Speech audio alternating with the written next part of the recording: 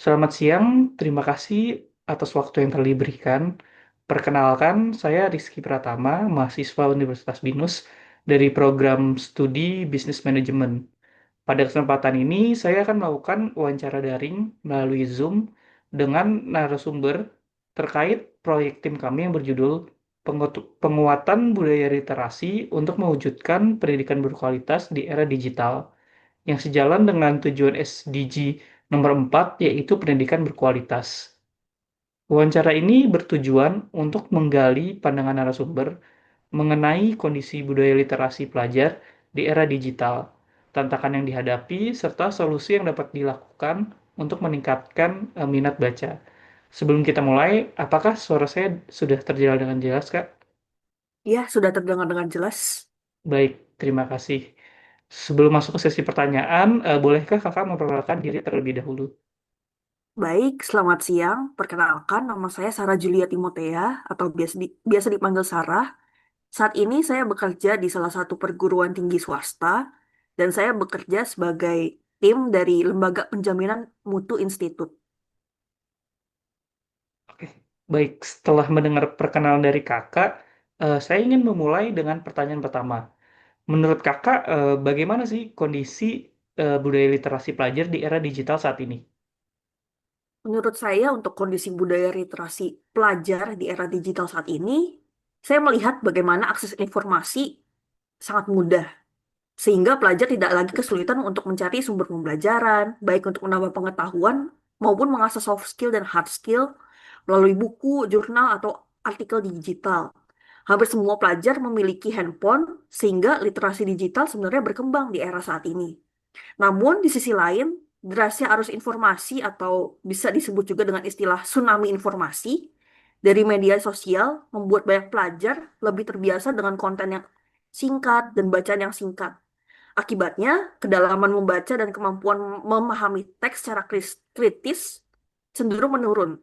Jadi meskipun literasi digital meningkat, tapi yang kurang adalah literasi membaca secara kritis gitu. Memahami setiap hal yang mereka baca secara mendalam gitu. Itu adalah hal yang masih perlu diperkuat atau ditingkatkan. Baik, selanjutnya jika melihat kondisi tersebut ya kak, mengapa menurut kakak minat baca pelajar masih tergolong rendah? Padahal yang seperti tadi sudah kakak sampaikan, akses informasi saat ini tuh sudah sangat mudah gitu kak. Kalau menurut saya, mengapa minat baca masih tergolong rendah gitu? Padahal segala sesuatu di zaman sekarang ini sangat mudah untuk diakses gitu. Apalagi semua orang sudah punya handphone gitu dan akses internet udah tersebar di mana-mana gitu. Kalau menurut saya melihat bagaimana media media sosial saat ini didominasi oleh konten hiburan yang cepat dan juga penuh distraksi gitu. Kebiasaan membaca juga seringkali tidak dibangun sejak dini. Akibat tsunami informasi, banyak orang hanya membaca sekilas tanpa benar-benar paham akan isi dari bacaan atau ibaratnya konten yang mereka dapat dan mencari lebih mencari tahu lebih dalam akan kebenarannya gitu. Selain itu, scrolling sosial media yang berlebihan juga memicu pelepasan hormon dopamin dan ibaratnya jadinya setiap konten yang terlihat menarik jadi membangun sensasi menyenangkan sebagai hadiah kecil bagi otak gitu. Jika ini terjadi terus-menerus, otak jadi terbiasa mencari sesuatu yang durasinya cepat gitu. Dampaknya, minat untuk membaca dan memahami bacaan secara mendalam jadi berkurang gitu. Karena rasanya terasa lebih seru untuk scrolling sosial media daripada harus membaca buku selama berjam-jam dengan mungkin melihatnya ratusan halaman kayak terasa banyak gitu. Dan juga melihat juga kurangnya keteladanan membaca dari lingkungan sekitar. Serta minimnya pendampingan orang tua juga memperparah kondisi ini gitu. Baik Kak. Masih berkaitan dengan literasi digital ya, yang tadi Kakak bicarakan. Em, Sekarang para pelajar tuh banyak menggunakan sosial media gitu. Nah, di sosial media ini kan kita tahu informasi yang ada itu belum tentu semuanya valid gitu loh. Banyak juga hoax-hoax yang apa ya, yang masih bertebaran gitu. Nah, menurut kakak nih, apa penyebab utama dari para pelajar ini nih yang nggak bisa membedakan informasi yang valid dan hoax gitu? Kalau menurut saya, mungkin salah satu dari saya pribadi, saya melihat salah satu penyebabnya adalah kurangnya rasa ingin tahu secara mendalam gitu.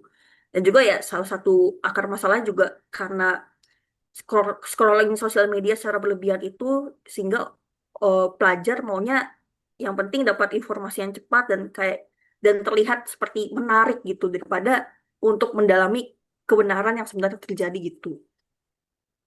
Dan juga ditambah lagi dengan kecanggihan AI, sebagian orang jadi malas berpikir dan mudah percaya begitu saja gitu. Padahal nggak semua hal yang ibaratnya kita manfaatkan AI itu atau ibaratnya kita bertanya kepada AI itu juga benar adanya gitu. AI itu baik gitu, asalkan kita bisa menggunakannya dengan bijak gitu. Makanya pentingnya juga untuk memfilter segala informasi yang kita dapat gitu. Oke, baik. Berarti dari para pelajarnya sendiri yang kurang ingin mendalami informasi itu dan menerima informasi secara mentah saja gitu dari sosial media ya. Ya, Oke, berkaitan dengan solusi dari masalah sebelumnya, dalam proyek kami ini terdapat gerakan sederhana dengan nama satu hari satu lembar. Menurut kakak, gimana nih pendapat kakak tentang gerakan ini? Apakah kebiasaan kecil dengan membaca satu lembar satu hari itu dapat membantu meningkatkan budaya literasi di kalangan pelajar? dari saya pribadi, gerakan satu hari satu lembar itu, walaupun terdengar sederhana dan kecil, saya meyakini bahwa segala sesuatu yang diawali dari langkah kecil, asalkan konsisten melakukannya, pasti akan membawa dampak gitu ke ibaratnya lingkungan sosial yang mungkin tim akan lakukan gitu. Gerakan ini juga satu sisi saya melihat bisa melatih konsistensi mereka dalam membaca gitu.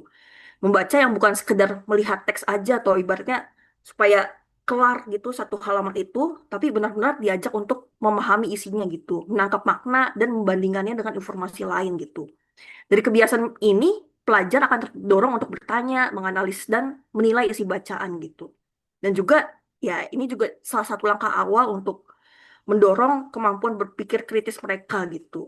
Dan juga, kalau saya pribadi melihat, ya gerakan satu hari satu lembar ini juga butuh diapresiasi sih untuk setiap orang yang melakukannya gitu. Oke, baik. Selanjutnya Kak, dalam penerapannya, kira-kira menurut kakak apa aja nih hambatan yang biasanya membuat para pelajar nih sulit konsisten dalam membaca setiap hari? Menurut saya lebih ke arah disiplin dan konsistensi sih dalam melakukannya gitu. Mungkin eh, hambatan yang paling besar menurut saya itu adalah godaan scrolling sosial media dan aktivitas lain yang berbasis menggunakan handphone gitu, seperti ibaratnya main game online, terus menonton eh, film-film dari aplikasi handphone. Ya ibaratnya itu menurut saya jadi membuat membaca terasa membosankan jika dibandingkan dengan konten yang instan, tinggal kita klik-klik begitu saja gitu. Selain itu, menurut saya juga saya melihat eh, mungkin hambatan lainnya adalah gerakan satu hari satu lembar ini mungkin bisa bisa aja dianggap sepele gitu karena merasa belum mendapat dampak apa-apa padahal satu hari satu lembar itu ya mungkin dampaknya belum dirasakan saat ini tapi di masa yang akan mendatang kita akan baru merasakannya gitu.